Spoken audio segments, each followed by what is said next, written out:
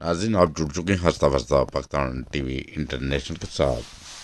Pakistan Peoples party کے senior رہنما اور سینیٹر رحمان ملک 70 برس کی عمر میں انتقال کر کے یاد رہے کہ ترجمان نے ان کے انتقال کی تصدیق کر دی ہے۔ سابق وزیر داخلہ رحمان ملک کچھ وقت سے کورونا وائرس میں مبتلا اور وینٹیلیٹر پہ تھے۔ ترجمان کے مطابق رحمان ملک اسلام آباد کے ہسپتال میں زیر علاج تھے، جہاں ان کا انتقال ہوا۔ ڈاکٹروں کے مطابق رحمان ملک کے پھیپھڑے کورونا وائرس کی وجہ سے متاثر ہوئے تھے۔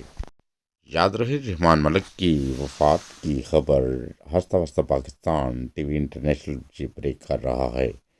پیپلز پارٹی کے رہنما اور سینئر رحمان ملک 70 برس کی عمر میں انتقال کر گئے۔ ترجمان نے ان کے انتقال کی تصدیق کر رہی ہے۔